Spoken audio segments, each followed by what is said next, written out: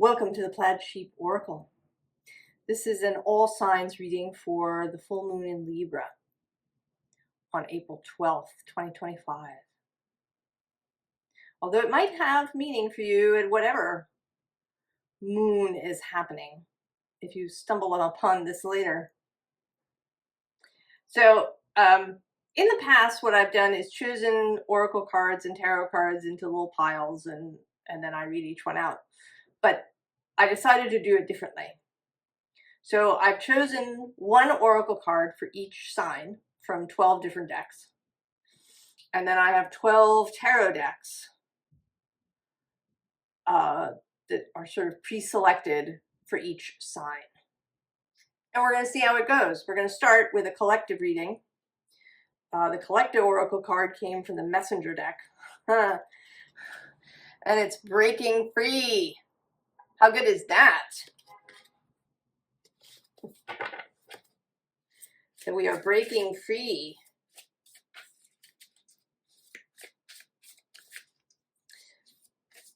An interesting point about this full moon, it is the Libra full moon. Libra is guided by Venus. And Venus will, a bit later, after the full moon, station direct, quite close to Saturn. She made an exact conjunction to Saturn on April 7th, just after Mercury turned direct. And then she will make another exact conjunction to Saturn on April 24th.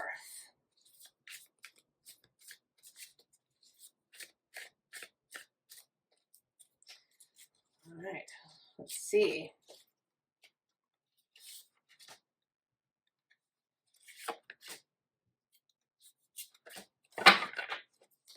Bottom of the deck, full moon, 8 of water. Oh, and on the underside, a different 8. So this is an 8, and then on the underside, a different 8. Healing. Really gorgeous.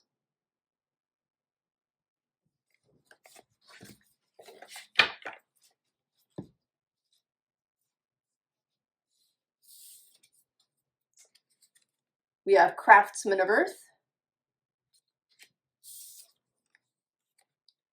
the 9 of Earth, the Witch of Fire,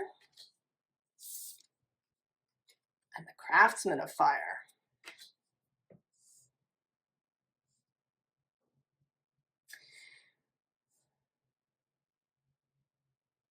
This feels like a partnership between nature, source, and us. So that nature has a part to play, and so do we.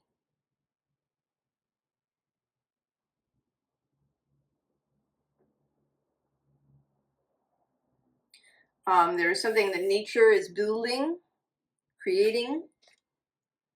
And I think there is a way in which nature is sort of in the lead. I've actually been talking about this wolf thing in the last couple of readings. This notion that the lead wolf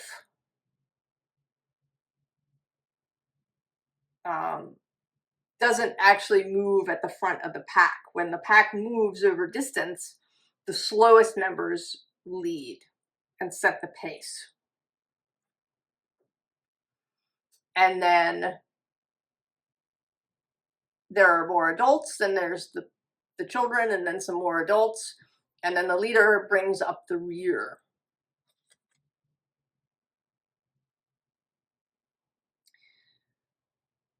So we are, and I feel like Source is bringing up the rear.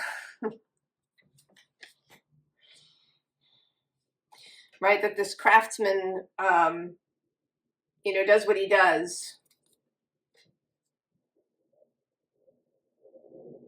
And then our piece, right, is this kind of inspired fire piece. Right, the witch and the craftsman of fire.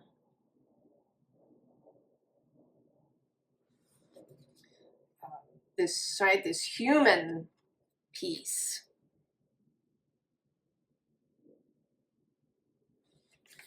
That we take the inspiration that we receive from Source and bring it to life. And that Source is bringing up the rear.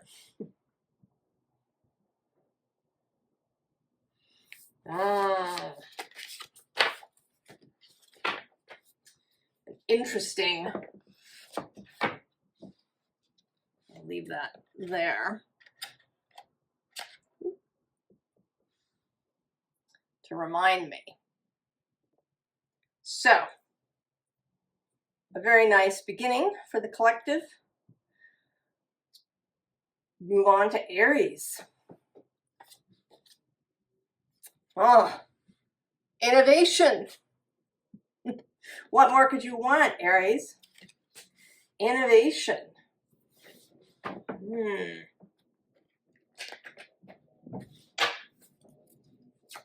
All right.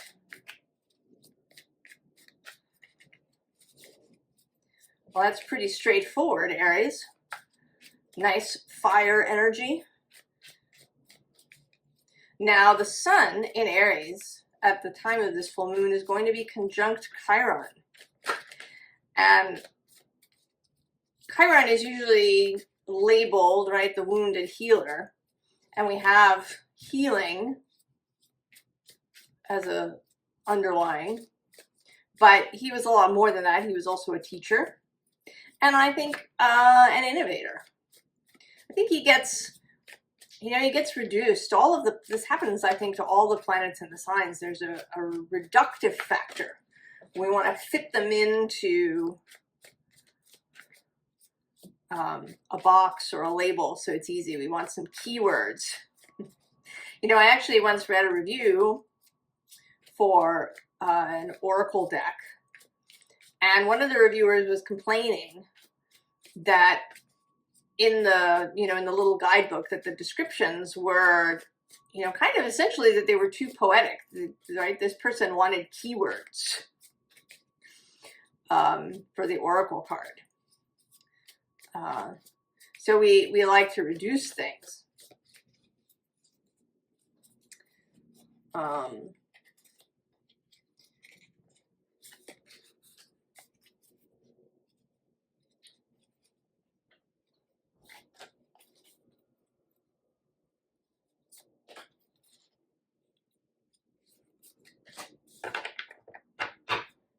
On the bottom. Four of Voices. Well, this seems very much like, taking the time to dream. To think about what this innovation is. Below it, we have this 8 of Inspiration. So that, right, this dreaming opens the space for this fast-moving inspiration to arrive. The bottom, is the 7 of Inspiration, the open door.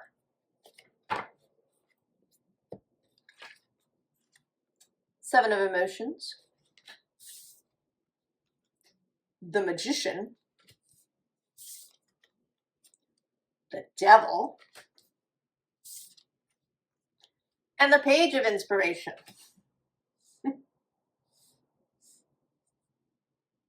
So I would say, Aries,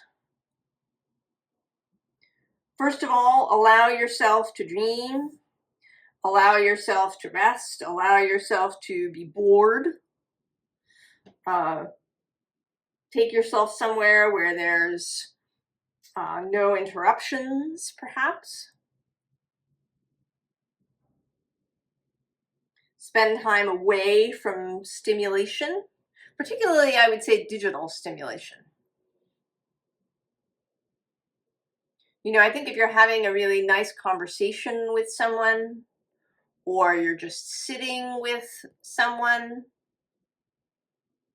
that this totally fits into this idea.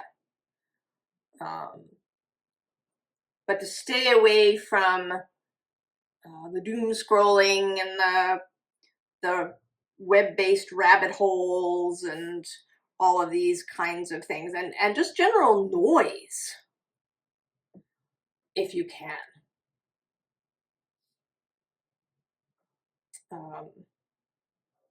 You know, maybe go somewhere beautiful, but also allow yourself to be open. Don't have it all chosen out of the gate. Allow space for something to inspire you, for something to come out of left field. Give yourself time to choose.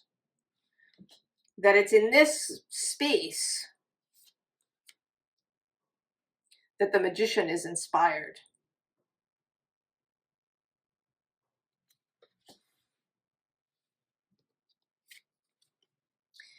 And then the devil sort of seems two ways. One,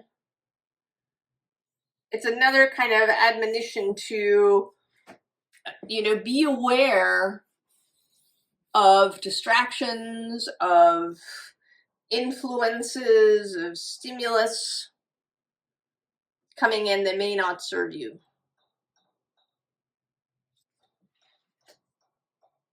And then there's also the devil as Saturn, as the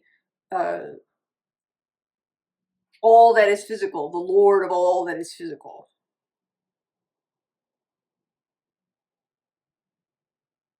And he is part of this whole, you can't, I think, separate this lunation, this full moon, from Venus's stationing direct.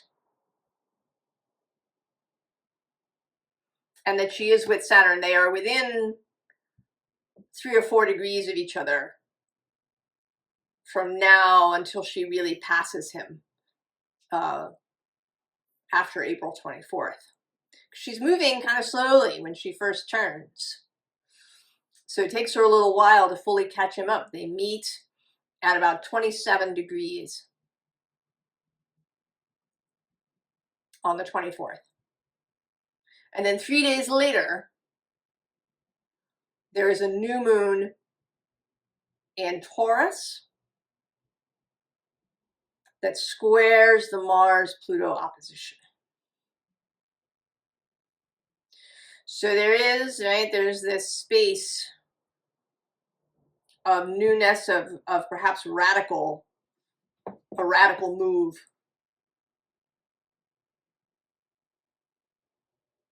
And I think this moon is wanting to give you time, Aries. I think it's going to be a really beautiful moon. I think it will feel beautiful there with Chiron conjunct the sun.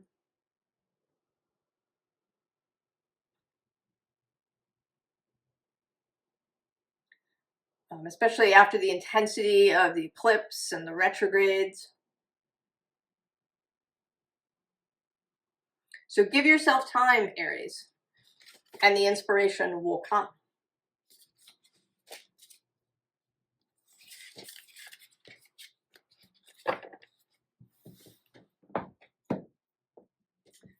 All right, Taurus.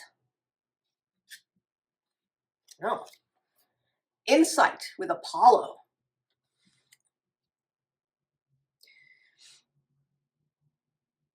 Now, I actually think that he is in Capricorn at the moment, asteroid Apollo. I think, maybe. But anyway, I don't know, there's this sense here that the insight, right, he's got this sun behind him, which, you know, could be the insight, but I feel as if his arrival is the insight, like he steps into the room. So it may be that someone is going to arrive in your vicinity, Taurus.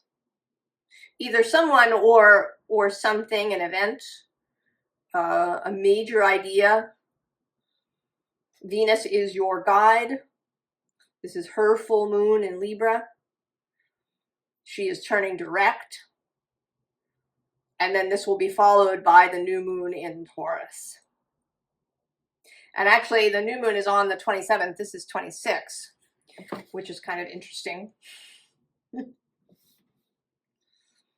The day before, the day that Mars and Pluto oppose one another, square Taurus. So there's some kind of, I think, really potent revelation coming for you, Taurus, that may be in the form of an actual person arriving on the scene.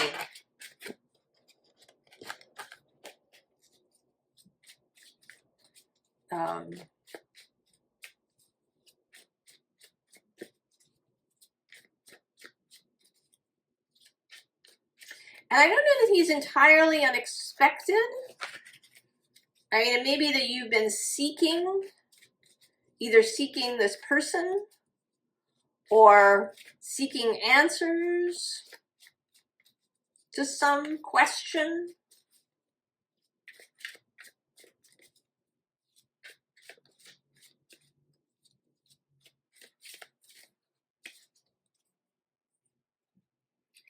But there is something about him that is surprising. He may be not who you expected, that it's a different person than you expected to show up.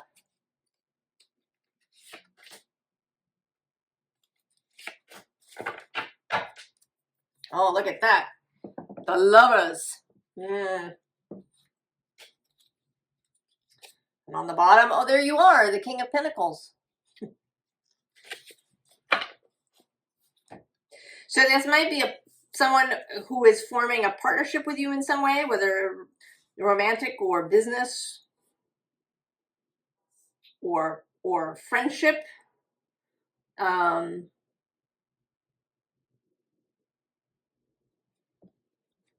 Oh, and there's the Queen of Pentacles too, you know. And the Tower.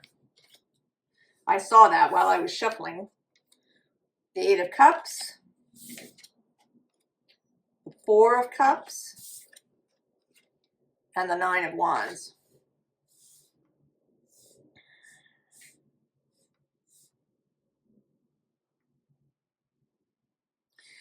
So whatever this insight is, or this, right, whoever this person is, and I feel fairly confident that this is a person rather than an event. And maybe here we have this 2 and actually followed by the 3, right? That you've been expecting it, and maybe that the 2 of you have been looking at one another, whether you know each other or not. There's been some kind of connection.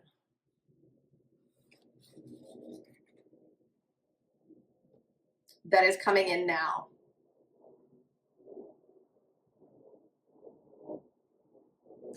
And I mean, what's interesting to me is that I see you here as this Queen of Pentacles, and you've got your back to all of this. So I think that all of this is kind of going on behind you. So this Tower, this ending of some kind, this boredom, apathy, this, you know, sense of, you know, hardly being able to stand it anymore, exhaustion, that it's like all of that is now behind you.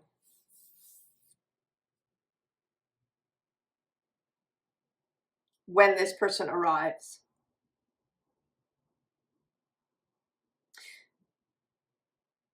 Might be an event, as I say, might be an event, or an actual insight. But whatever this is, when it shows up, it will change everything. And you will be able to just turn your back on all of the, I want to call it nonsense, that's been going on. And I don't want to minimize or deprecate any struggle or pain or difficulty that you've been having. I want to make it right. I want to diminish it, not to diminish your experience, but to diminish the whatever all of this stuff is.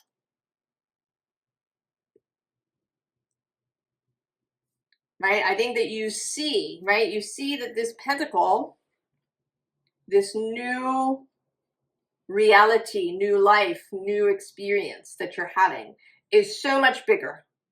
It's so much more wonderful, fabulous, amazing than whatever this is. Right? It was really difficult.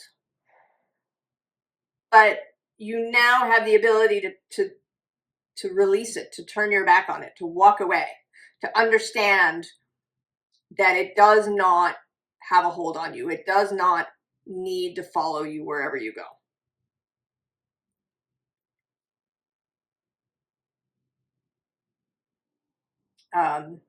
You know, I want to say in the past,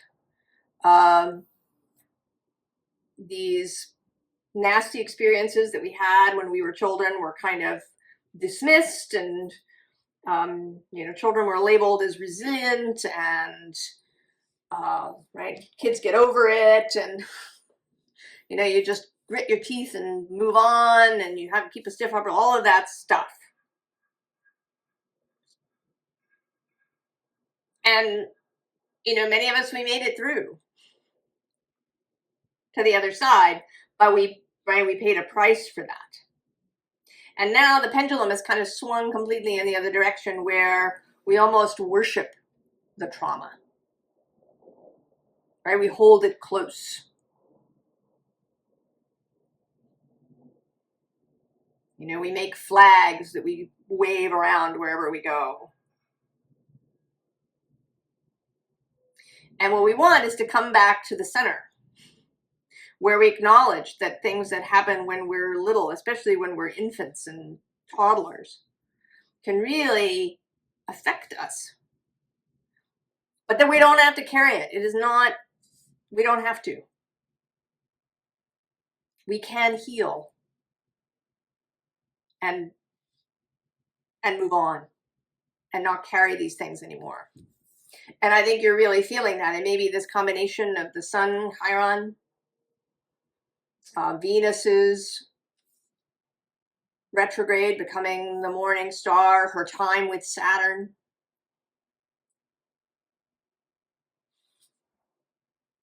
and then this new moon that we're going to have for you.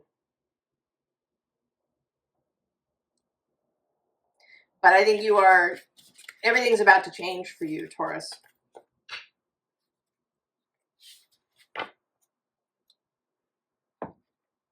Allow it.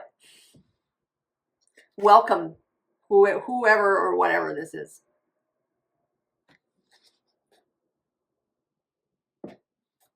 Gemini. Oh, the lower world.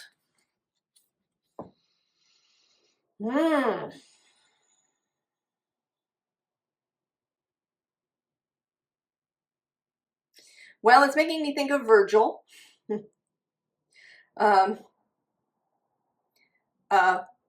Being the guide, Dante's guide in the Inferno. I don't claim to have actually read it, but I know the basics of the story. This exploration of the lower world, and then the way out, because I'm really drawn to this peak in the background that's kind of a little lighter. You know, then maybe the exit is there.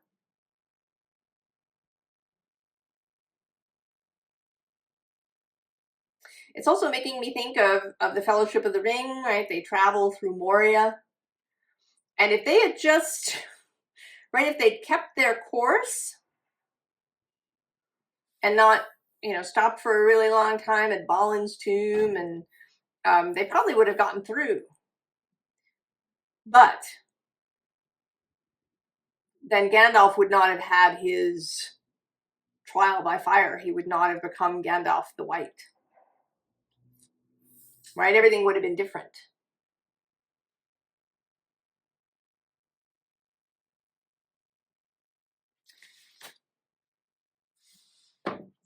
Let's see. Gemini. What is this lower world?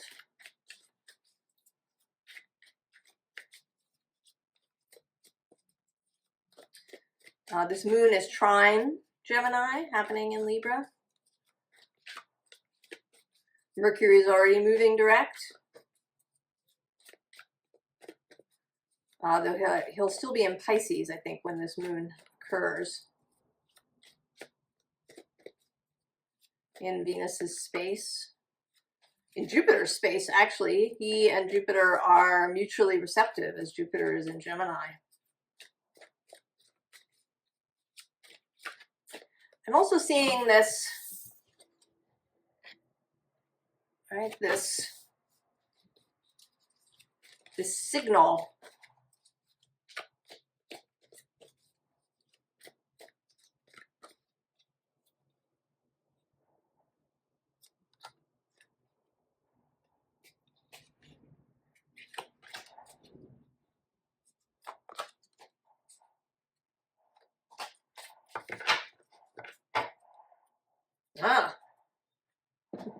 Four of Vessels with boredom.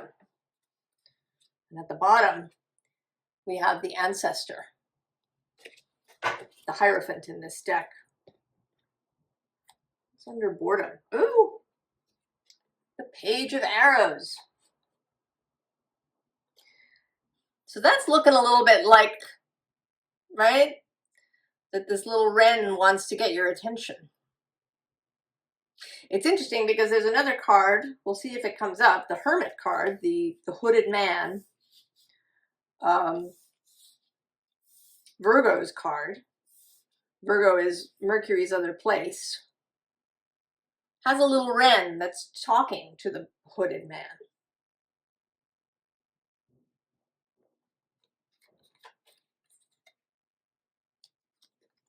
Oh, the blasted oak, the tower. 10 of Vessels, happiness. 9 of Bows, respect. And the 5 of Bows, empowerment.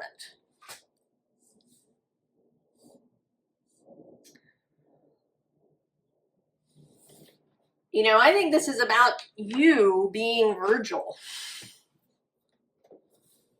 That you, in fact, are the guide.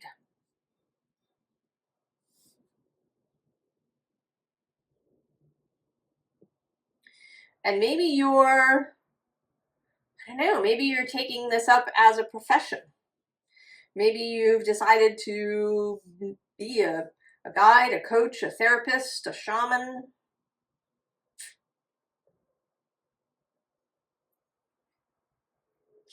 And it seems to me that your method, that maybe you've been attempting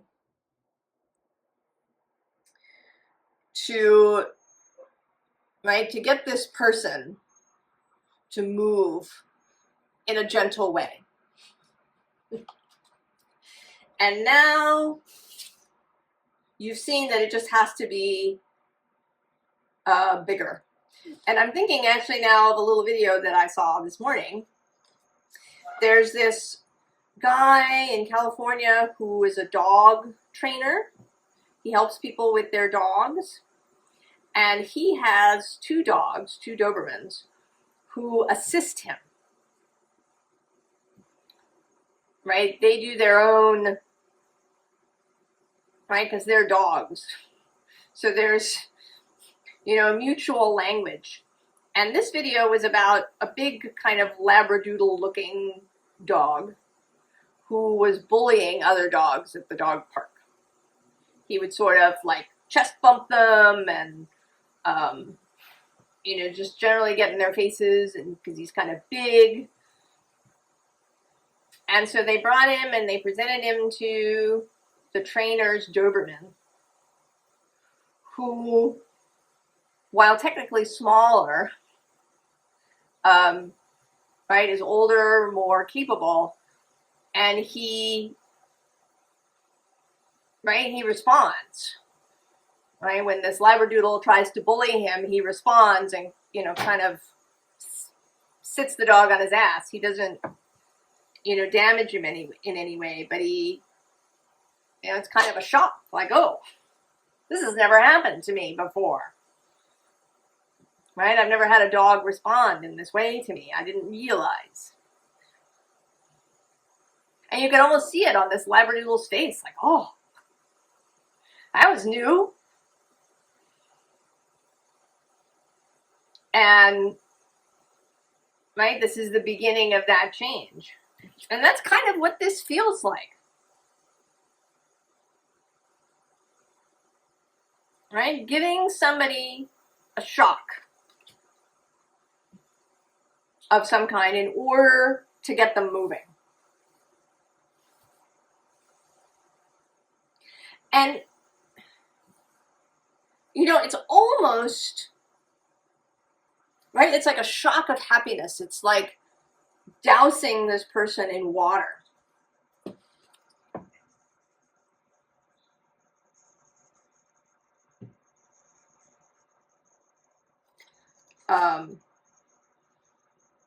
So it might even be, you know, sticking with somebody. You know, sometimes people, they'll try to push you away. They'll, you know, in different ways, they give you the silent treatment, or they say nasty things.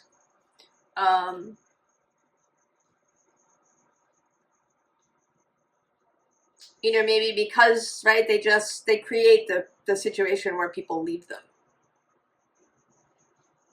And maybe you don't. Maybe you respond with friendship, and that this is a shock that someone could do that.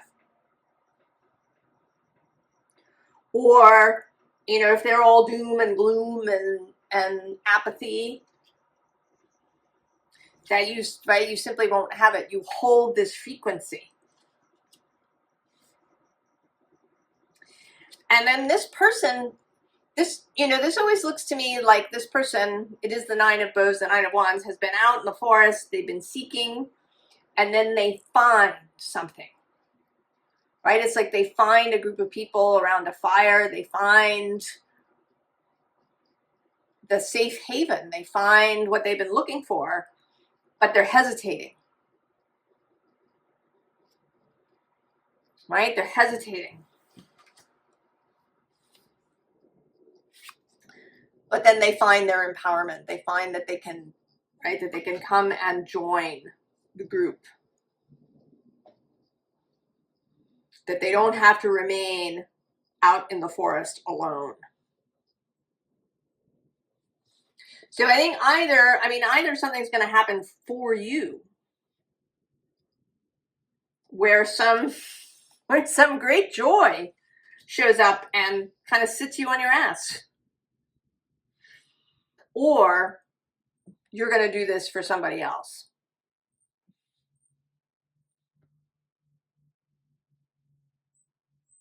Right? Either happiness is just going to shock you into a new frame, or you're going to do this for somebody else. That's very exciting, Gemini. It's kind of funny, right? But I think sometimes we need a shock. Cancer.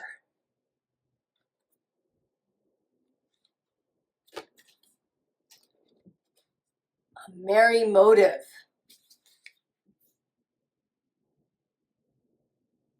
Well, that certainly feels like inspiration, Cancer. That maybe, I don't know, maybe you've been in a funk, or you've been, you know, anxious or worried, or concerned, or maybe you've been acting, making choices from a place of concern in your life. I don't even necessarily want to call it fear, but Cancer can have that, right? This desire to feel secure, to have, you know, the shell intact, to have stability. And it may be that you've been making decisions solely from that space. But now you're starting to make decisions from a space of joy, from a space of creation, wanting to create, wanting to expand. This may be in advance of Jupiter moving into Cancer.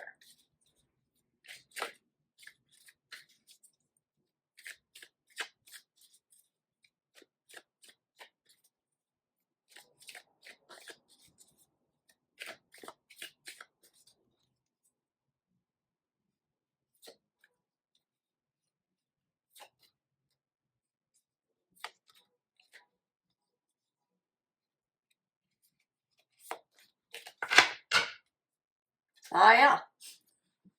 The Ten of Wands on the bottom. Dropping the burden. Oh, yes, and Judgment on the underside.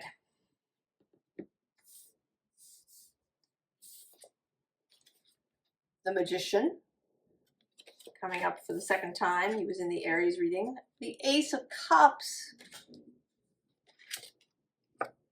The Six of Sacred Circles. And the Two of Cups. Oh, Cancer. You are absolutely, what's under the 10? Oh, see, there you are, the Chariot. You're underneath this burden. And below that actually is this Princess of Cups.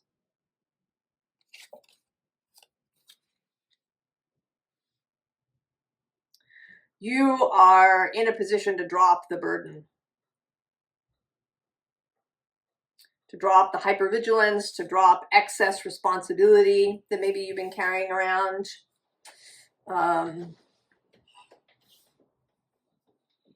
That can be a Cancer difficulty, taking on more than is yours.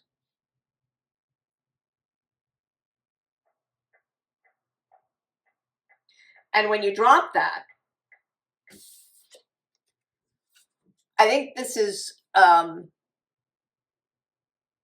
sort of Source acting.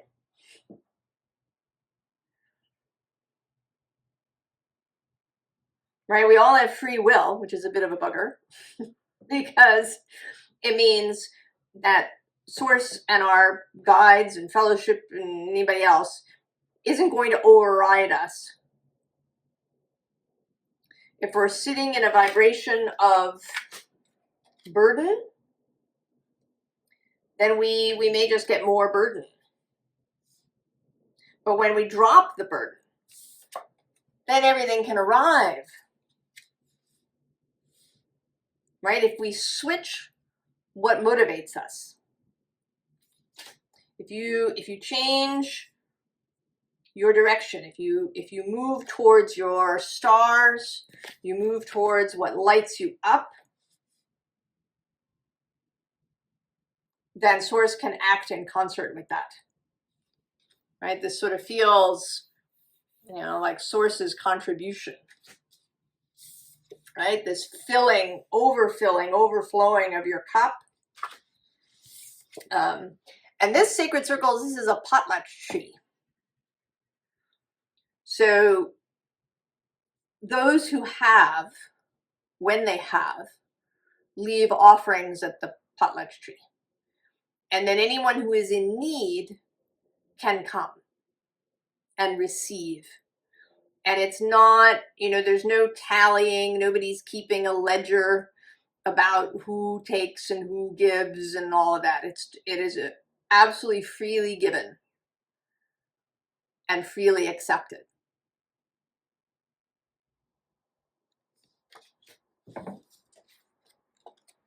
And then the Two of Cups, relationship. You know, if we are busy tallying, if we live from a place of constant concern, you know, are we giving too much? Are we receiving enough in return? Is all of this equal? You know, am I fulfilling my part? All of these things, you know, whether you are kind of an excess giver, which can build resentment, or if you're somebody who's always making check marks, you know, she gave me a gift, you know, it seemed to be, you know, worth $50. I need to give her a similar gift.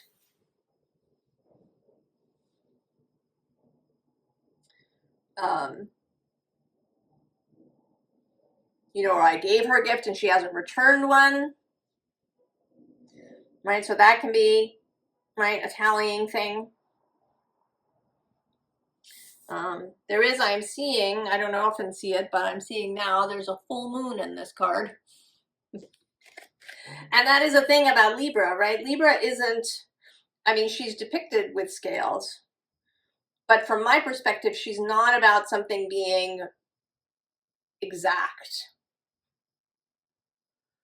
right? She's more about harmony, about, I don't know, what's another word than harmony? Like a choir is in harmony, or nature is in harmony, and there's give and take, but there isn't an exact tally of anything. And it's dynamic and it moves.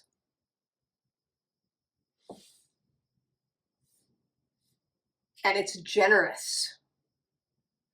You know, Libra in her fullest expression is generous.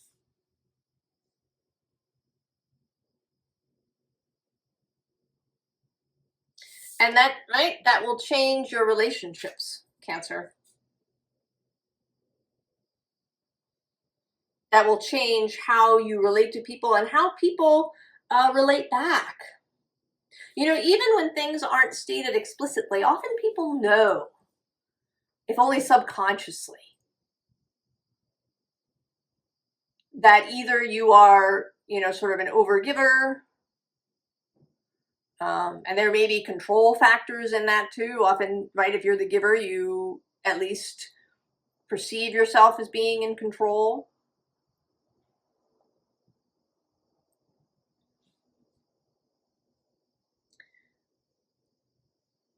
And people can sense this, even if it's not conscious. And you have this opportunity here to drop all that, right? To come into your fullness. To come into your most exuberant, free self. A generous self. Also a gracious self, you know, that you will, right, that you'll accept gifts from people really graciously and with, you know, gratitude and, right, without that kind of tallying thing going on in the back of your mind.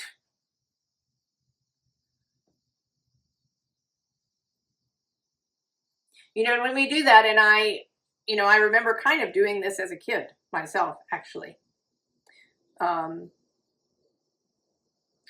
Gifts were a measure for me, a real measure. And so I did a lot of tallying, counting up. And it, you know, it diminishes the gift. I didn't actually really feel any better. You know, there might be a brief feeling of better if it was, you know, an expensive gift, or if there was a lot of gifts under the Christmas tree. I didn't actually, you know, feel better in the long run.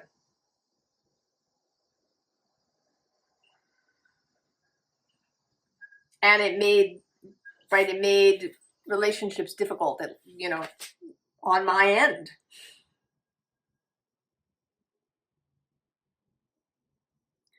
And now there's a real possibility that you can release this, Cancer. It's really beautiful.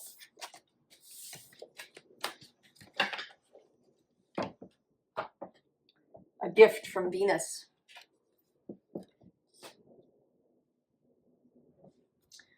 Leo. Oh.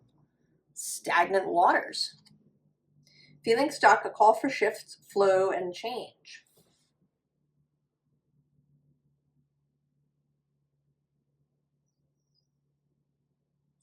You know, it's interesting, this thing, which I think is meant to be a flower, is actually looking like a bottle to me.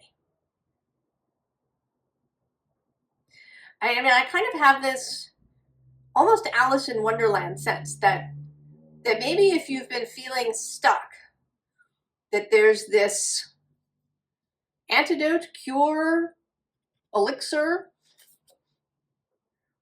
that is just waiting to be taken by you.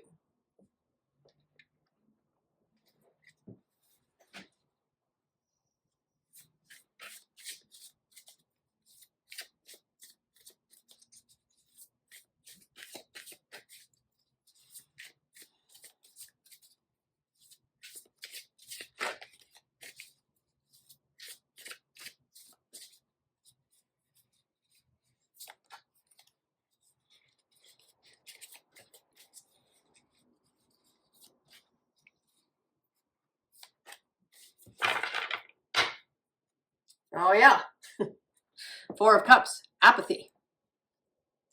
It's on the underside. Oh, it's the Tower. Oh, Leo. Ace of Wands. Queen of Swords. Justice. And change. Oh, Leo. Well, what can one say? Things are about to change for you, Leo. Something's coming. But I'm going to say that it is a combination of being internally and externally created. What's under here? Oh, yeah, see? There's Judgment. And below that is the Knight of Swords. Oh, and there's the Devil, too.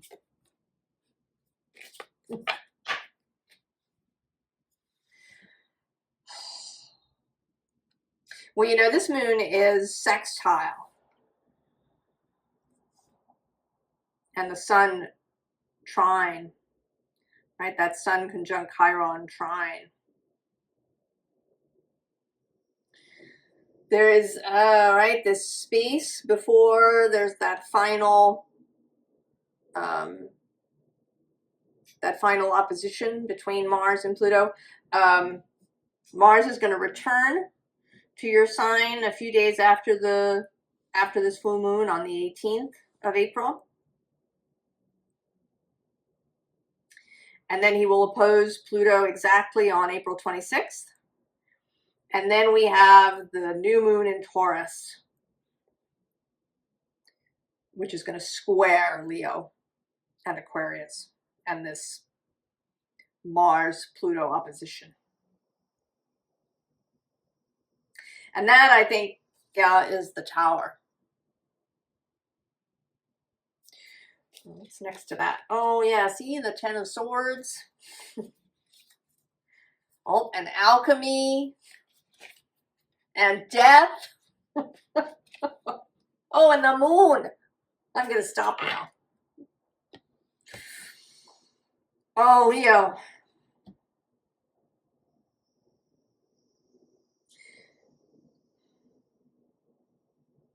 If you have been motionless in some way,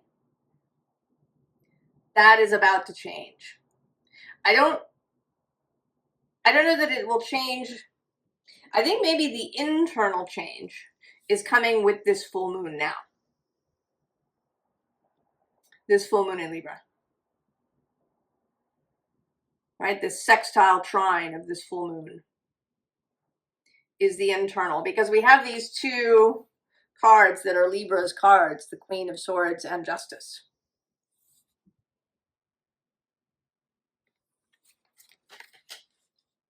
So there is a clarity coming to you, an ability to see, maybe to see between this bee and the heart. An ability to choose that perhaps you haven't had before. You know, maybe that it isn't so much apathy as it is an inability to choose that's been plaguing you. What's trying to be seen? Oh, see the sun peeking out.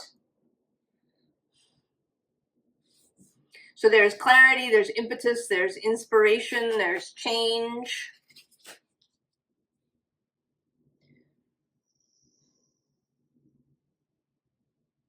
I think that Leo, the Leo energy, people with lots of Leo are going to be moved into the lead.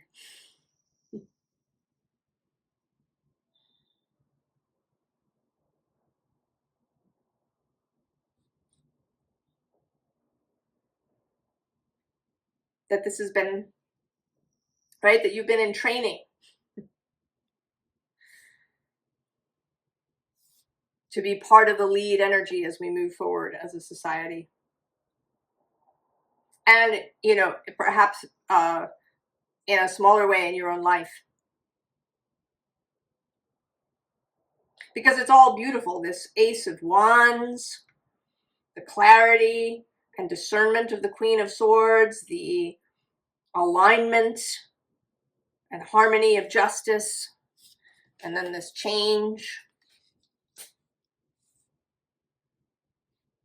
So I think this full moon is going to give you some clarity, some impetus. And maybe the sword, maybe you receive, you know, now I'm also thinking of the Lady in the Lake. Receiving Excalibur.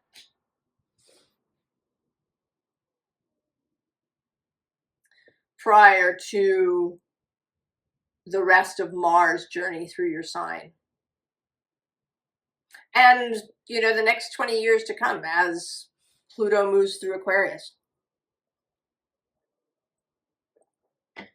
Leo is the opposing energy. All the faster moving planets. Actually, everybody. Except for Neptune and Uranus. But Saturn and Jupiter and certainly the inner planets. The inner planets will make many oppositions to Pluto, but even Saturn and Jupiter will oppose Pluto while he's in Aquarius.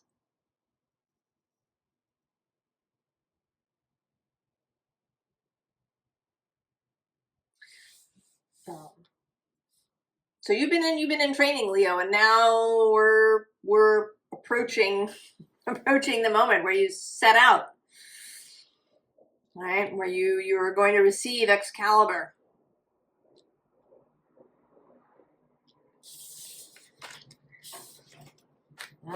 Leo, I hope you're excited about this. I think maybe you are. You've had enough of stillness. Virgo. Wisdom.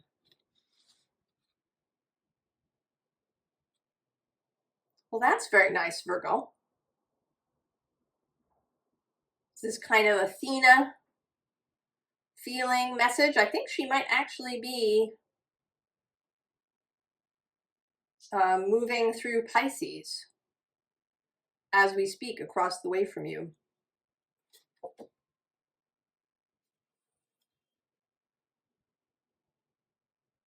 This feels very, very peaceful, like you are really feeling comfortable in your own skin, Virgo.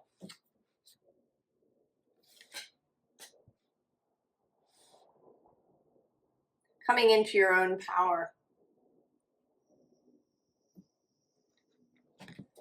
Coming into understanding. Maybe it's understanding everything that has happened so far. All of the experiences and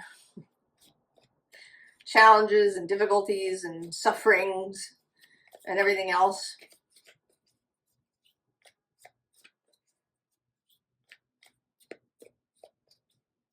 That you've come to terms with things.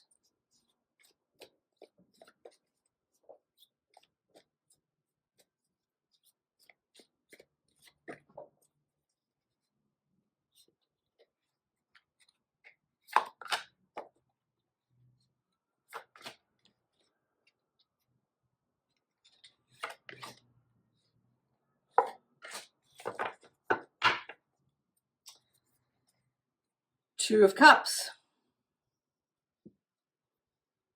Right, that's kind of a echo there a little bit. Two of Wands on the underside. So twos. And there's the Ace of Cups making a second appearance. And there you are, the Hermits. The Empress. And the Eight of Cups. Oh, Virgo, you are so ready. What's under the Two of Cups? Oh, the Queen of Pentacles. I feel like this is all you. This Queen of Pentacles, this Two of Cups, and even actually this Knight of Cups associated with Pisces. And in fact, this Four of Wands.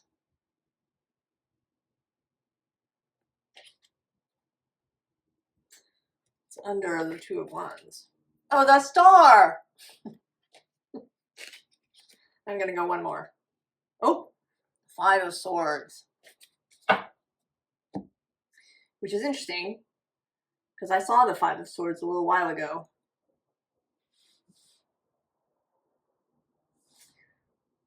I think this all feels like you. Right? That you are newly really grounded, stable, secure in yourself. That you feel that you're feeling different in relationships. There's a sense of opening up.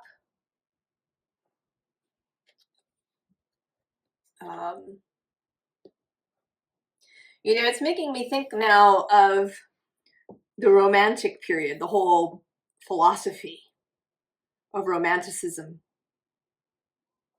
that arose in the 19th century. And I think that in part it was a response to the Industrial Revolution. And that's sort of what this feels like. That you've been living in a kind of, right, more in the Industrial Revolution, in this place of gears and machines. And, you know, the whole way we took that on as a metaphor, you know, that we described, Dr. Hardy described the heart as a pump. But that is, right, that's only a very surface idea. That we're only now, you know, well over a century, going on to 2 centuries.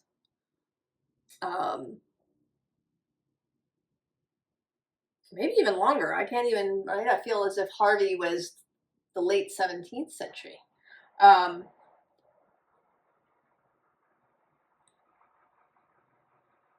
Right? We've had all these mechanical metaphors for things. this reductionist view. And I think that Virgo has been affected by that. Because there is a lot to appeal in there, right? The regularity of things, the way that one can organize and fit things into spaces. But we went way too far. And now I think, right, we want to come back. Then maybe we're going to re-embrace a lot of the romantic ideals and ideas.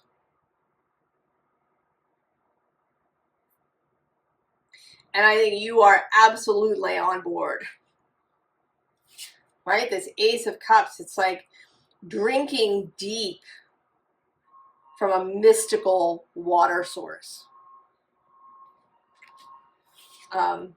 Being the hermit. That is to say, right? Stepping outside of society.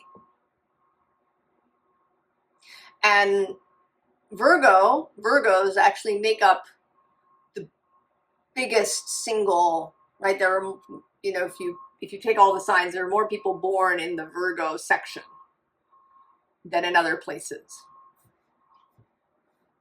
I mean, it's not by a lot, but it is a little bit. Virgo is a strong energy in society.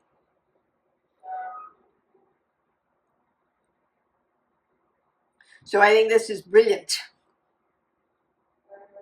right? Virgos stepping outside, choosing to act from their own star, from their own integrity, from their own heart space. And then the Empress, that full creational energy, the Venus energy.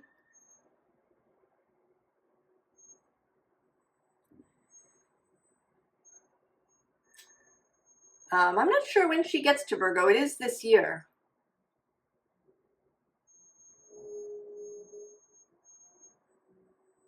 But this, right, this moving from the heart space, moving from this real connection to the life force, right, to that viriditas energy, Virgo. And then this Eight of Cups feels like the dream.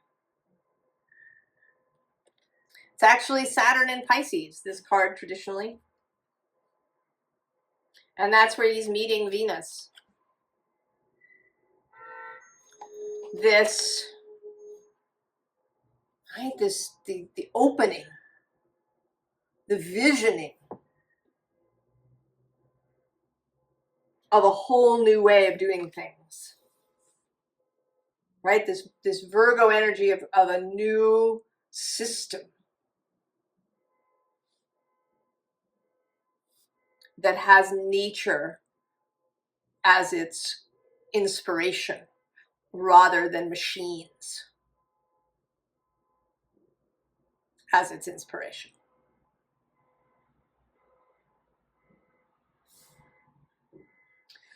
Oh, Virgo. I hope you're excited about this. I hope it feels like a challenge that you really want to take up. And I think it's going to start in your own life, that you're just changing how you live. You are drinking deep from the mystical pool and changing how you live. And that, right, that's just going to ripple out everywhere.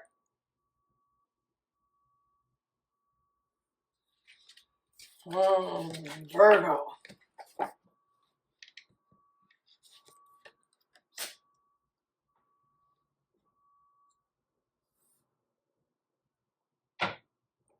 All right, Libra. Oh, I love it. Magic. Are you excited, Libra?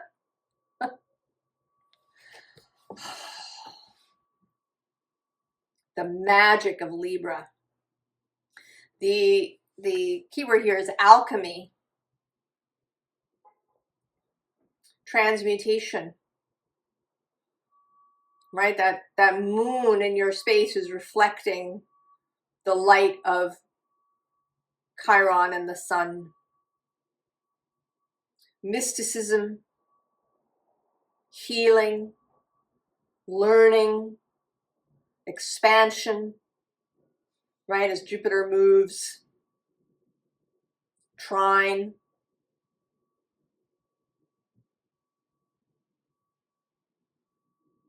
Pluto also trine. I mean, he's not near the, you know, it's not an exact trine, but it's a trine by sign.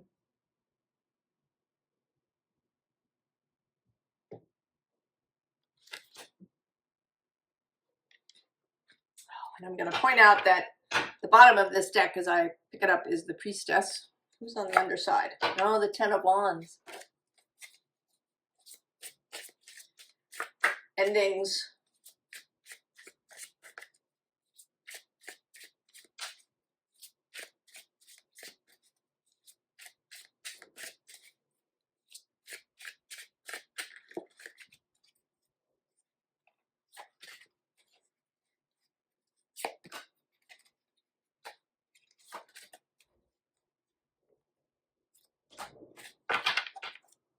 Oh, and she's still there.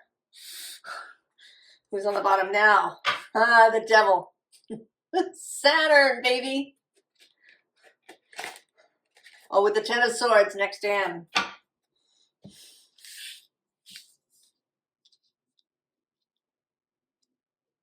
Oh, and very nicely, the Ten of Pentacles and Judgment, both under this Priestess. Eight of Swords, King of Pentacles, Knight of Cups, and the Nine of Wands. Oh, Libra.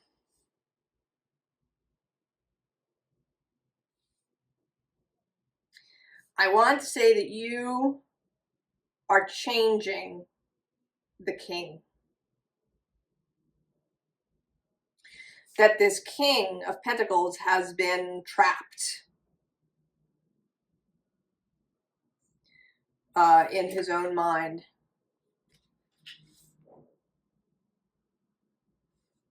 And you're going to bring him this cup.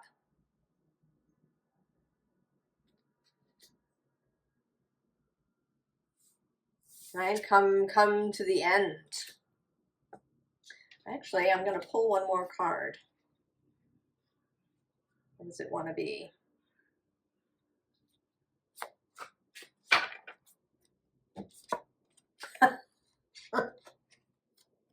The Ace of Wands.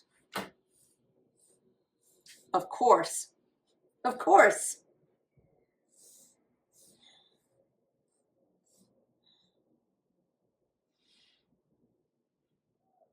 Now this, right, this could be two, well, it could be three ways. One, it might be you, right? We all have a King of Pentacles. We all have this, right, this energy of security and solidity. And it can either, right, we can either be comfortable with it, we can feel really good, we can feel secure, we know that, you know, our internal stability is what counts. Or we can be really graspy, we can, you know, be worried, we can be anxious about finances or resources or, you know, the security of the world or any of these things. Right? We can have this Eight of Swords.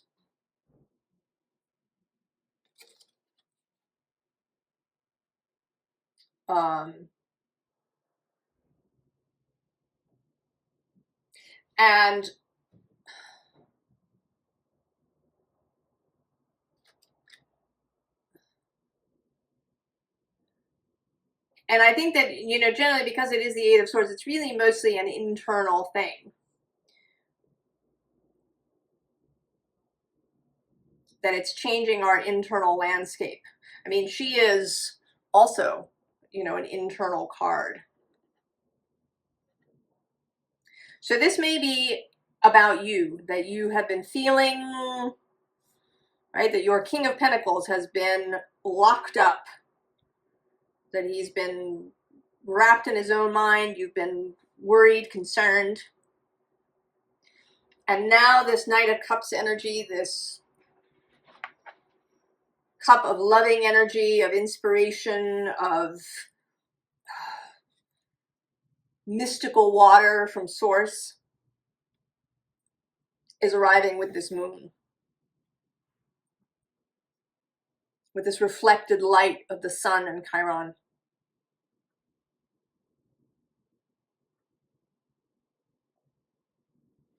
So that we can come out the other side, and you saw that we had the 10 of Wands briefly, and then there's the Ace, the ability to move,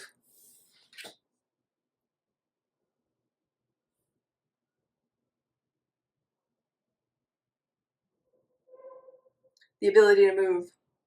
And so I think this High Priestess is either you coming to yourself,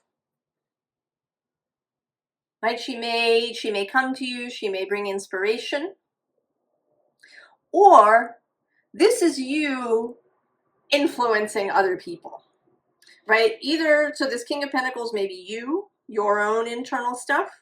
It may be somebody in your immediate vicinity, someone you know, your partner, coworkers, child, parent. Or this can be kind of on a larger scale.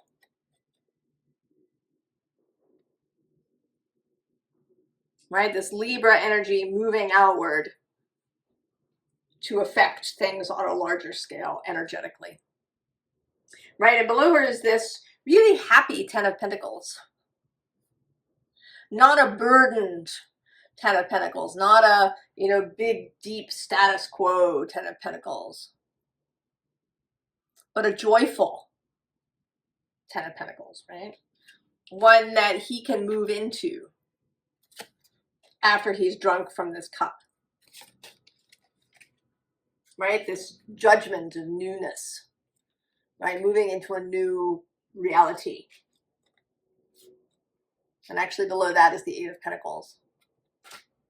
Getting to work. And then the Devil on the bottom,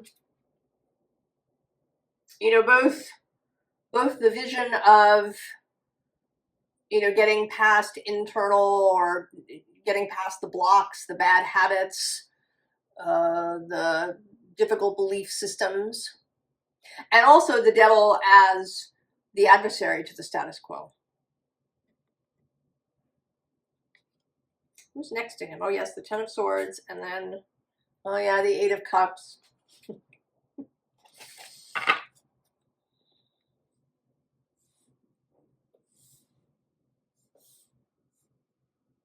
So I think that either you are going to experience a real healing of your relationship to the physical world,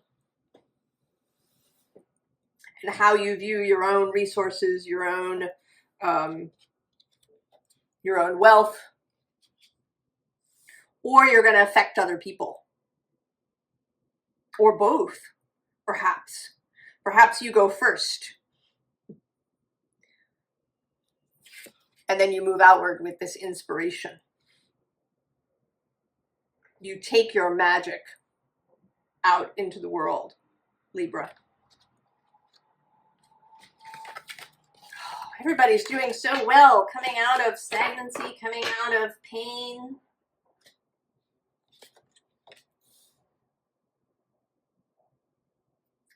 Scorpio. Bujo, transform the way you see.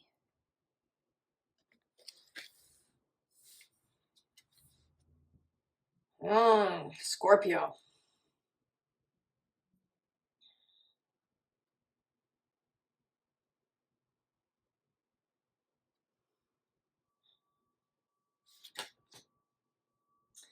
Yeah, we have to move directly to the tarot to see So that's pretty self-explanatory, yeah.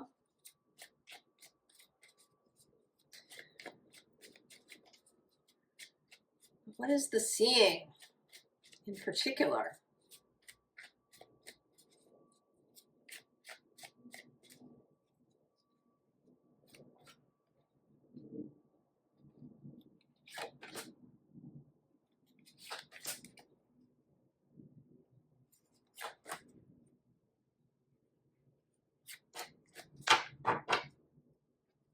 Ah, Seven of Wands, Valor. Who's underneath? Oh, the Tower for the second time, or third time maybe. Third time.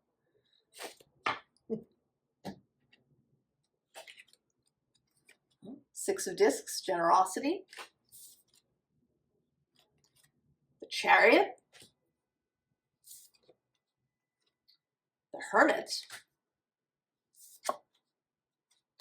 Knight of Cups, Fulfillment. Ten of Cups, Harmony.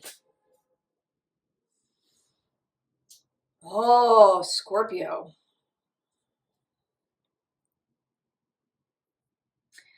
Not surprisingly, with a Libra moon, I think what's changing for you is relationship. The way that you see others and your place with others.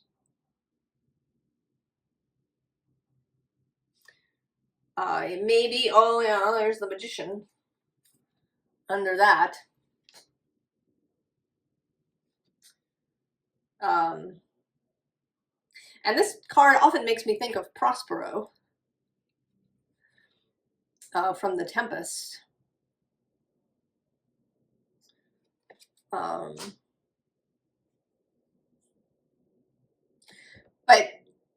this card can go two ways, right? Either it can be defensive, or it can be the card of a leader who inspires others. Right? This is generosity. The ability to receive and to give. And I think most particularly to receive. Scorpio, you can have, I think you can have a block. I think that Scorpio sometimes has kind of mistrust or even a scorn for the physical.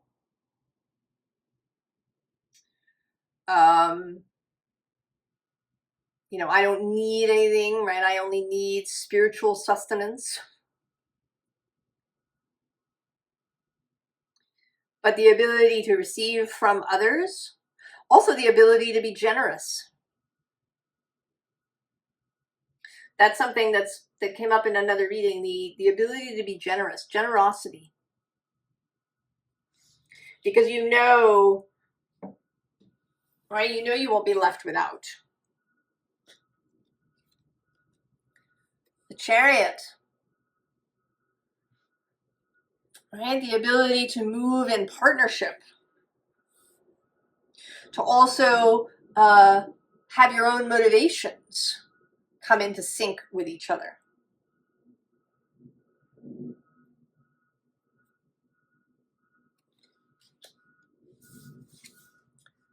This particular hermit, who always seems to me to either be out searching or to be sort of holding a light up for someone else to see, like putting a light in the window.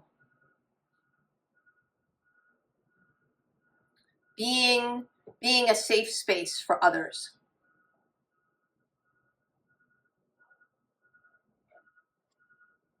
You know, that her lantern, you know, maybe her star, but it is also a star to guide others to safety. Of course, the Nine of Cups, fulfillment, personal, emotional fulfillment, feeling comfortable in your own skin.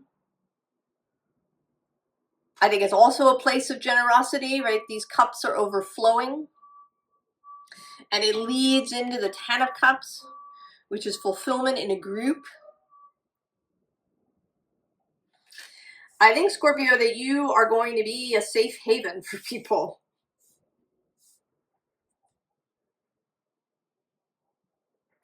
And then maybe what's being transformed is actually how you see yourself.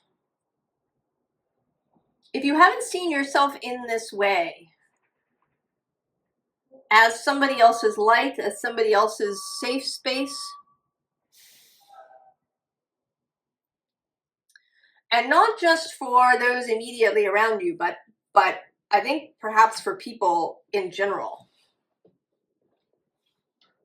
that there's going to be a different relationship with how you meet people, that you're going to be more generous. Maybe with your energy, with your welcome, with your judgment.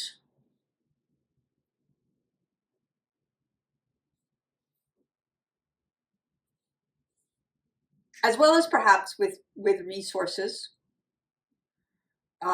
You may also be more willing to receive help from others,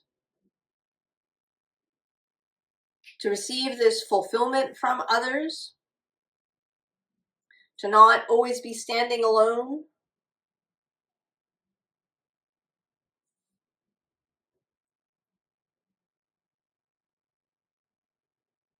I think it's really beautiful, Scorpio. There's been so much gorgeous energy in these readings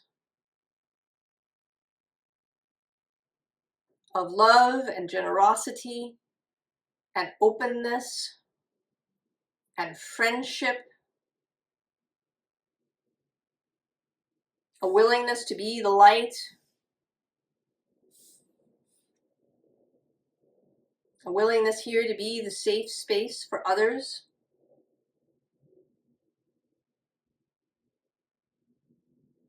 And maybe you surprise yourself, Scorpio. And maybe you have more courage in this sphere than you realize. It's kind of making me think of Éowyn, actually.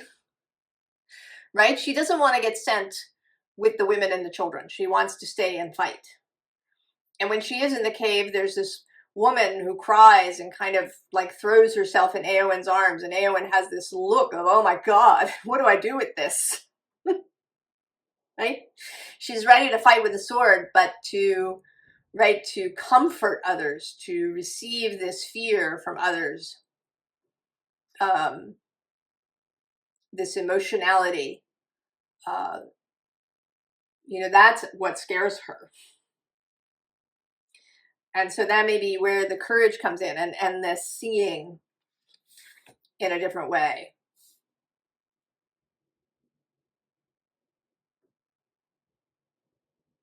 Sagittarius.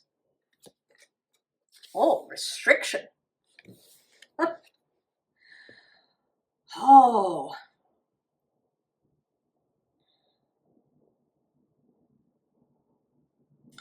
What's coming to mind is not so much restriction, but as a narrowing. Maybe that with Jupiter been moving across the way from Gemini, that you've had so many choices that it's been difficult to focus, difficult to choose. And what this feels is like a narrowing. Something that will help you choose. Really a welcome restriction. Like walking into a store and there being, 300 different pairs of shoes. So it's just, right? It's just too much. And having somebody come and, take away 250. So there's only 50 choices, or maybe even more. There's only 20 choices. Or 10, or 5, right? So that it makes it easier to choose.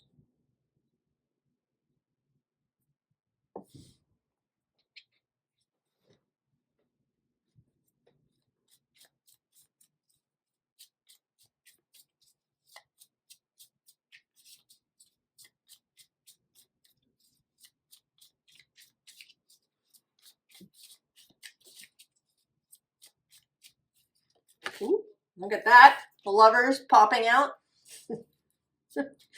choosing with love.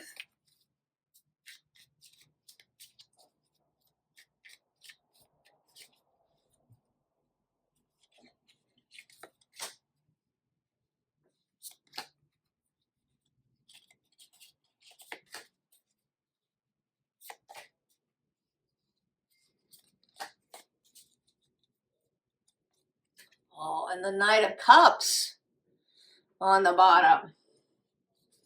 And who's on the underside? Oh, the Four of Cups. Well, you know, that feels like, right? So many cups. All of them, right? Like you've rejected all of them. But then, right? Then just the right cup arrives. And right below the Knight is this 9. And then the Ace of Wands. And the King of Wands.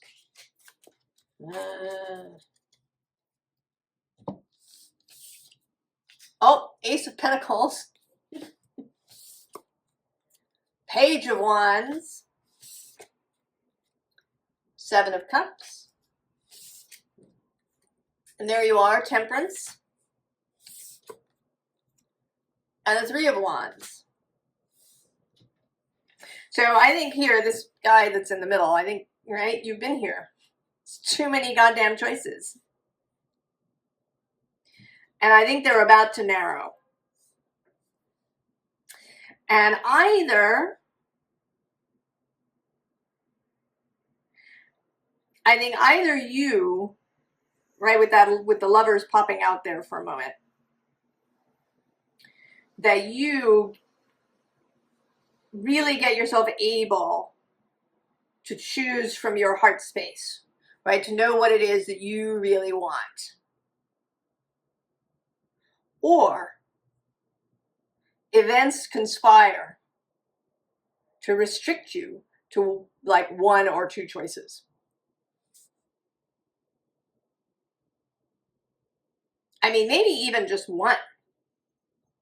It could be that everything falls away except for this one, right? This 1 cup brought by the Knight of Cups. There's 1 choice. And once you have this 1 choice, either because you choose it or because it is kind of chosen for you, and then you can get going.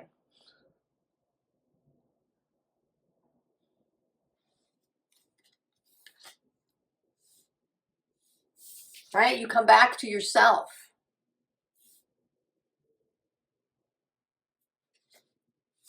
To your ability,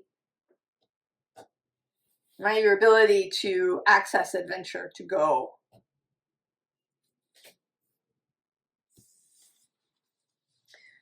This moon, the moon is sextile and the sun conjunct Chiron is trine your sign. So there is an energy of healing.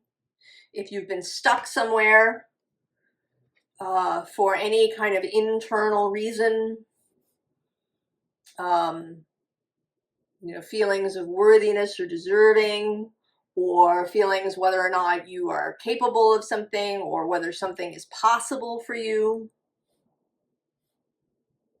You know, it may be that you've had a desire and you've been ignoring it. I sort of feel like, right, there's this 1 red cup. But you're ignoring it. That you've been deliberately staying away from whatever this is.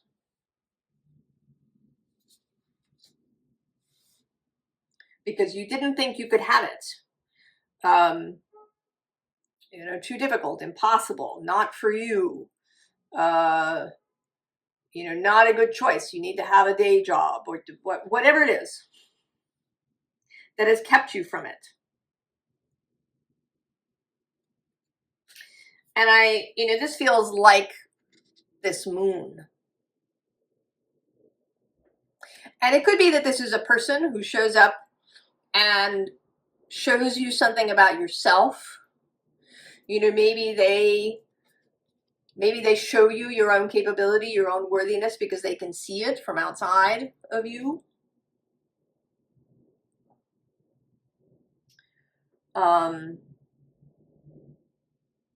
It doesn't feel, I mean, it could be a love interest, it's possible, but it feels more, you know, almost more casual than that. Right? That you just meet someone somewhere and you have a really short interaction. And as a result, you are uplifted and you're able to make this choice.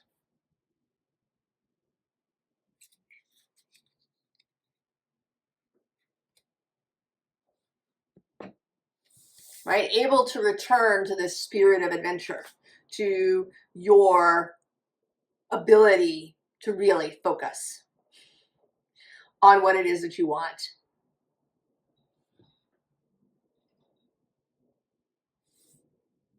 And it may, your full reading had a lot to do with the heart, with choosing from the heart, with really making friends with your own emotions, your own emotional self. Embracing the moon.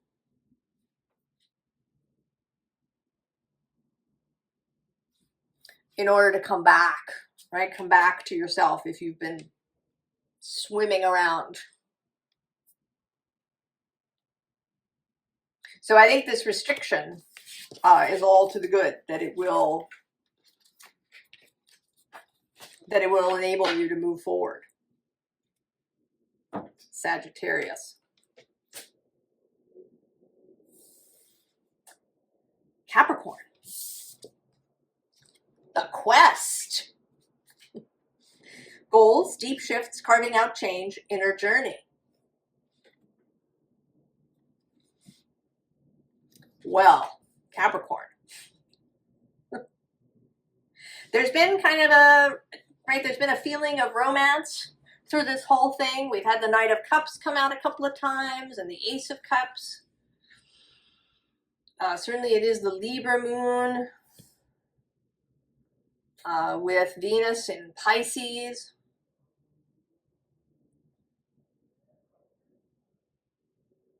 And the Sun conjunct Chiron.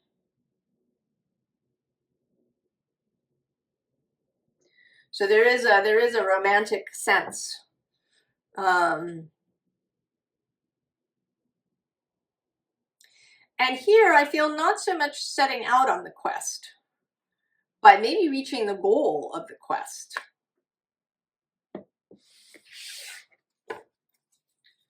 Coming to the goal.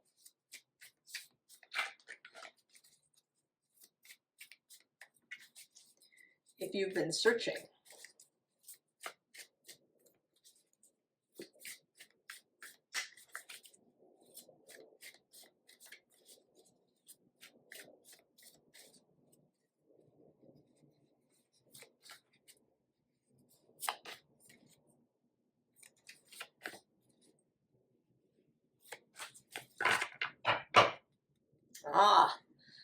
Ace of Pentacles.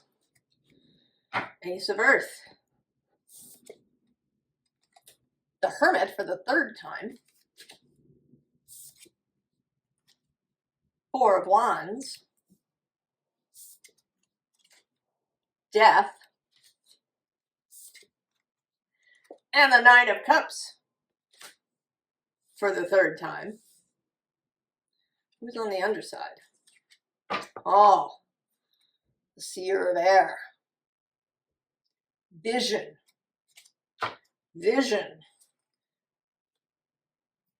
Now under the Ace of Earth here is the Seven of Fire, this bit of hesitation, caution, calculation, perhaps.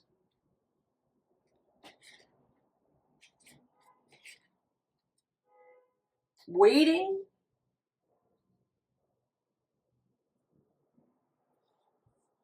But this all feels like liftoff, right? The Pentacle, the Hermit may be coming out of the mud bath.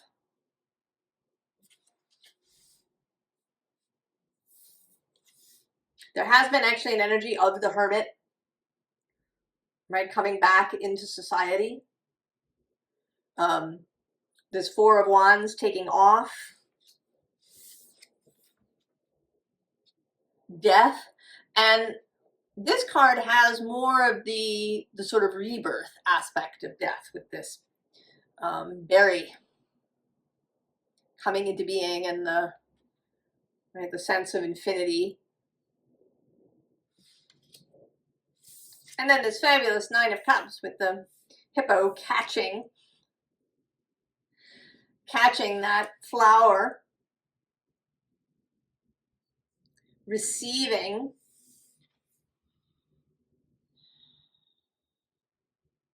Well, you have in general, Capricorn, been coming through as just really coming into your element, really moving forward well, with purpose, with joy.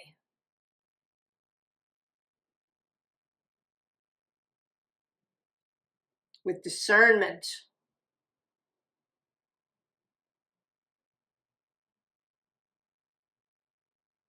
And that feels, I mean, it's sort of,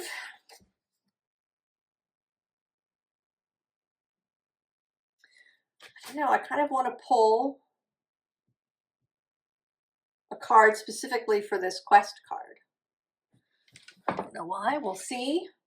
This deck that I'm taking does have the Ace of Pentacles on the bottom as I choose it. I don't know, something about the quest, because it does, I mean, this feels like there's a fulfillment, but there's also movement forward.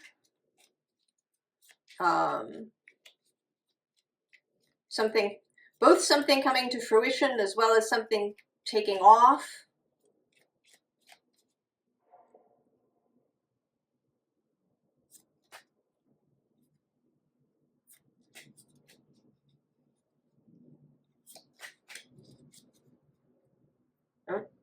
Queen of Wands on the bottom. And then we have the Seven of Pentacles, the Page of Pentacles, and then the Ace of Swords.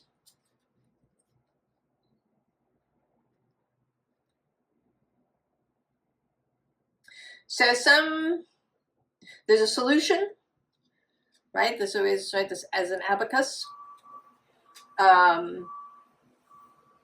All right, and the Page is a student. So there's a sense of graduation here, of coming into yourself in a new way, of really coming into your power.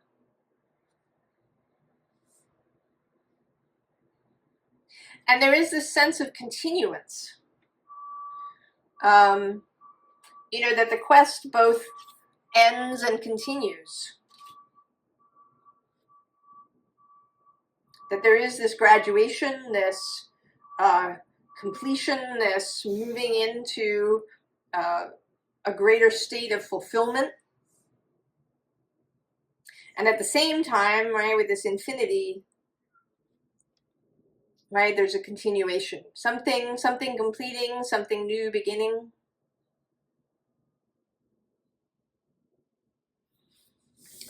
Oh, Capricorn.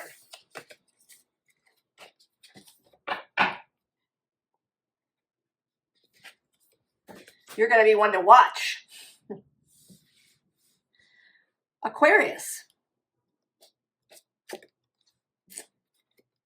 Kick up your heels, Aquarius. That's very exciting.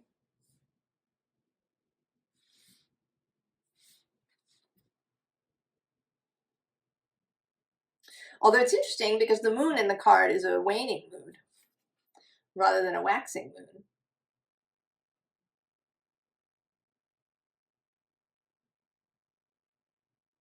And there is a sense of maybe waiting for a signal. Maybe there is waiting until the moon goes out.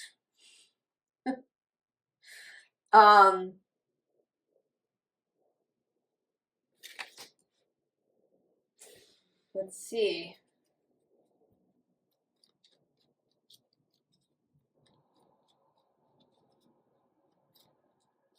I was sort of interested that this deck wanted to come out. It's the second time the Waite Smith was also out for Taurus, which is interesting because Taurus and Aquarius are square one another. Taurus has been hosting Uranus.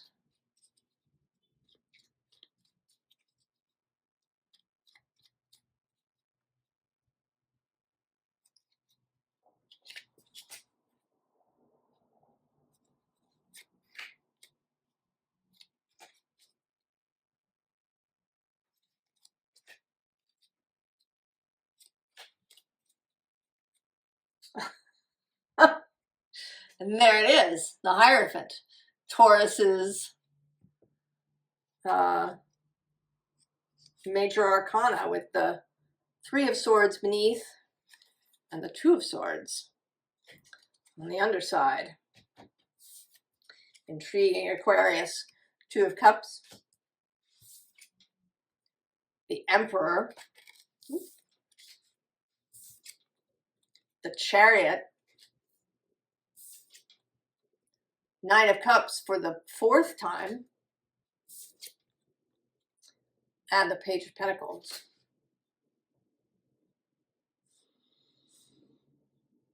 Oh.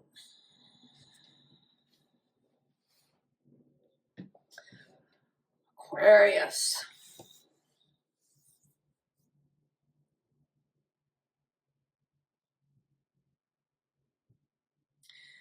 Well, this seems to be some sort of agreement.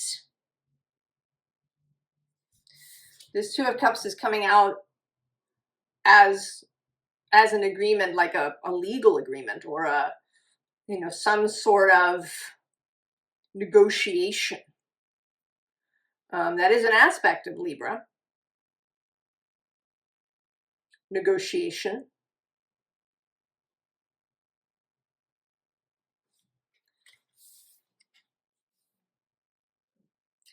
And it feels like with the Emperor coming, that what you've been negotiating is authority. Now, you know, this might, certainly it could be in a workplace that you're being promoted. I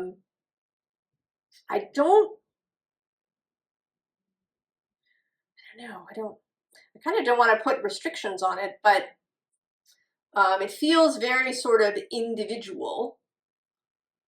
But I mean, with the Hierophant here, it could be a marriage.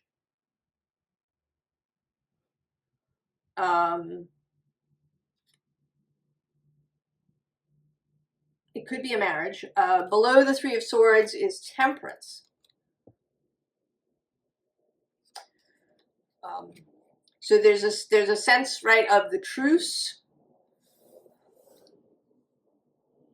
of some kind, of you regaining authority.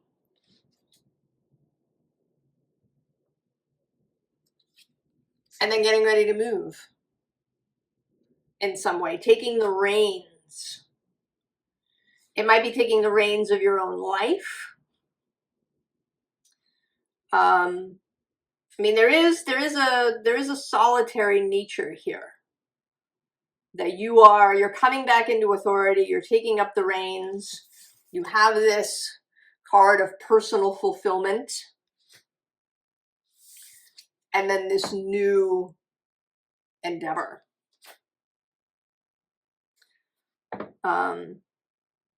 It may be that it's this period, this full moon in Libra, that is where this negotiation, this truce, this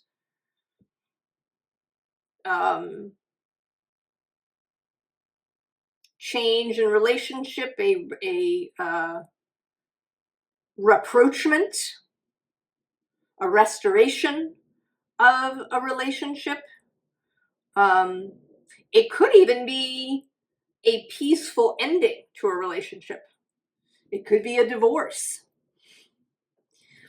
that ends peacefully, right? Where both parties are, you know, we're done. It's good. It was great. Thank you. We go our separate ways. It could be a partnership that comes to an end.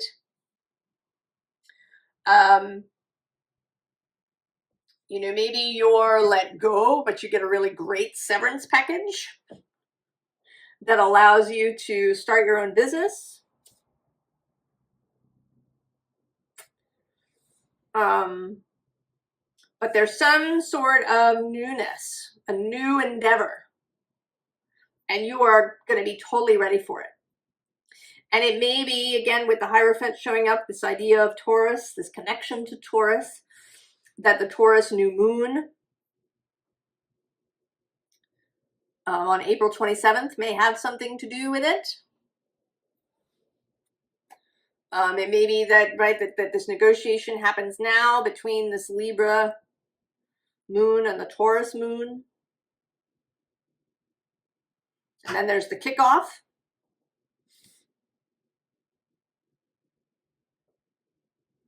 So this, right, the sense of waiting, of the timing being right. But there is something, right? There's a healing of something. Well, what's next to the Two of Swords? Oh, the Nine of Pentacles. See, it's another 9. And strength. And the Nine of Wands. So I think that this may be some sort of ending. Where you are leaving something or someone, but that the leave taking is peaceful and well, that it restores peace, it restores confidence, it restores temperance, mending fences, forgiveness, maybe on both sides.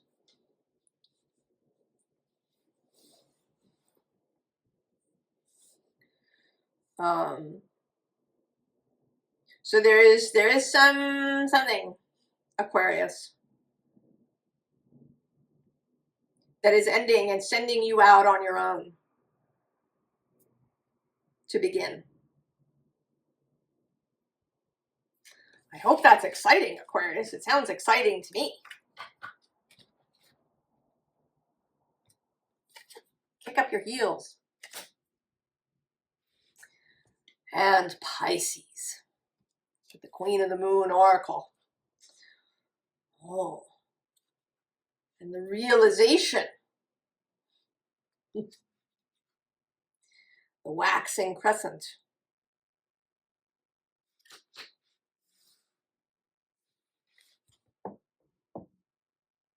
The realization of the new vista.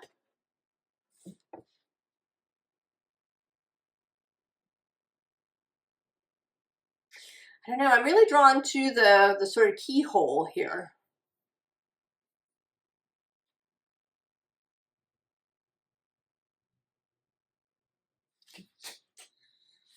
Let's see, and interestingly here, I'm going to note at the bottom of this deck as we begin is the moon. The underside is the Ace of Swords. The realization that this moon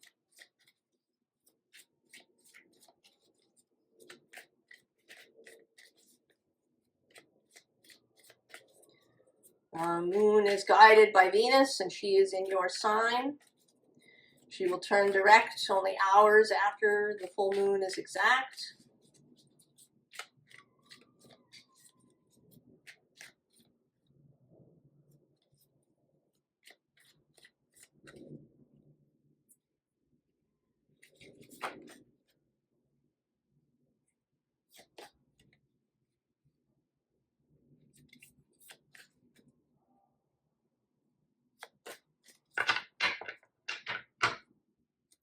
Oh. Knight of Pentacles, associated with Virgo, across the way from you. On the underside, the Magician, also associated with Virgo because Mercury is Virgo's guide. Very interesting. Below that, Four of Cups. That's a card that's come up several times too. 10 of Cups for the third time. The Empress for the second time. 7 of Cups. Also a repeat, as is the Page of Wands.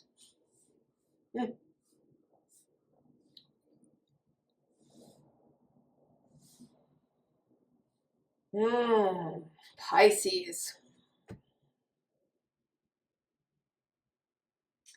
Well,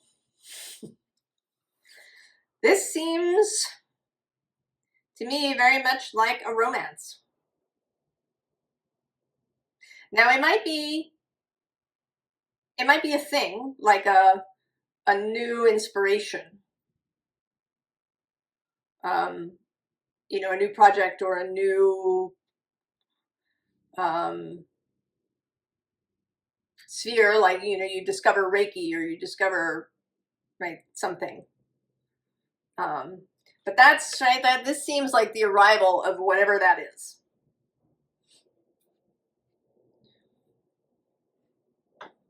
Person or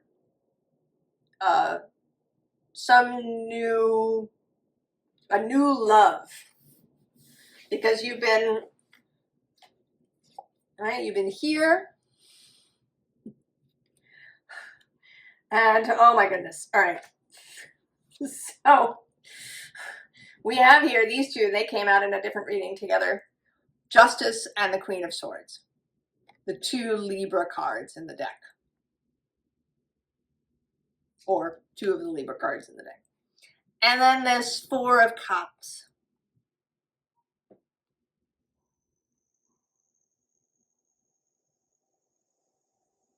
This is Moon in Cancer, traditionally. So it's like you were here, kind of maybe uninspired, bored, confused, not sure what to do. And this, it's like this Libra moon is sending you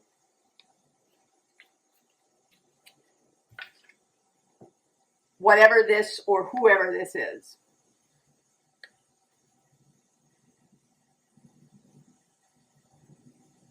So there's going to be an arrival, Pisces. We said this was the Magician. Who's next to the Magician? Oh yeah, the Ten of Swords. And the Four of Wands. All of these have come out too. Oh, and the Lovers.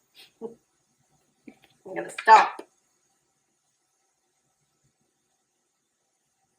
So this moon is bringing someone or something. And you're just going to love it. You're going to love it. You're going to love it so much, Venus.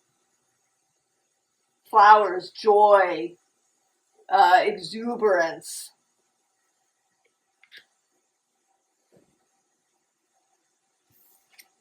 Right? And you're going to build something together.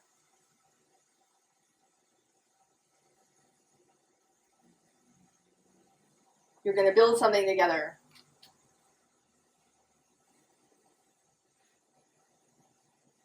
And it's going to feel really new. I think that whatever this is, you have not had experience with it before. Or if you have, it has only been brief. So if this is a romantic relationship, this is unlike anything that you've participated in before. If it's a project or a new profession, like a new something to learn, it is also unlike anything that you've done before. And I think that the realization is that maybe you've been headed here all along. And that it, right, that it, of course it happens now.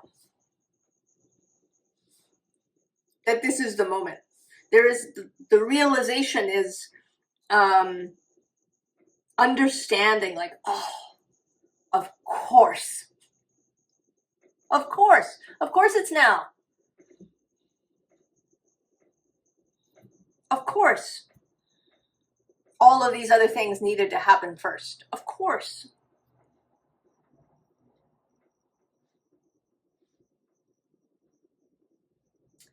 I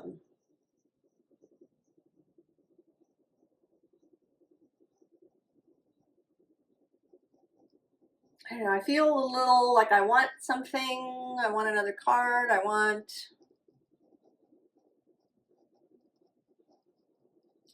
think I'm actually going to use this deck, which was Aquarius's Oracle deck. And I'm going to pull one card.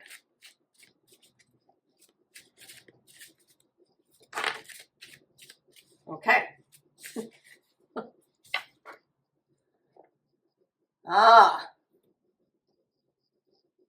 Interesting. Seek the angel perspective. And it's like, right, we have this waxing crescent and the waxing crescent. So what this feels, right, and this, right, this opening,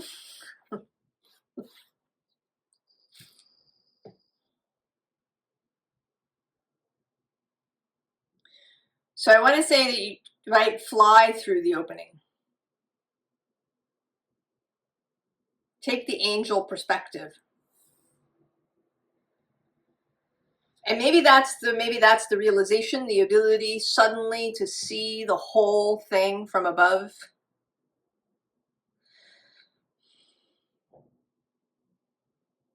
That, oh, yes, of course.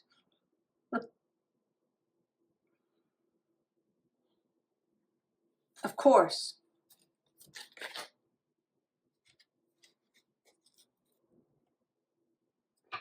The bottom showing up here is make space for change, with get your brave on the other end.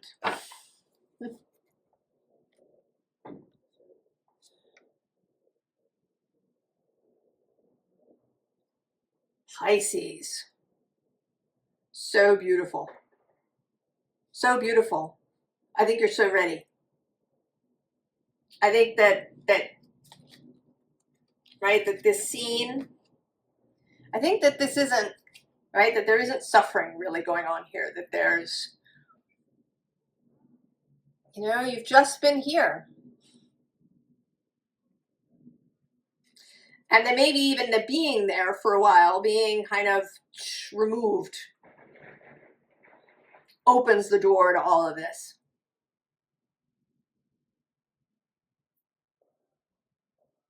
To this something, this joining, this 10 of Cups, happiness that is unexpected and new. Oh, Pisces. All these readings have been so beautiful.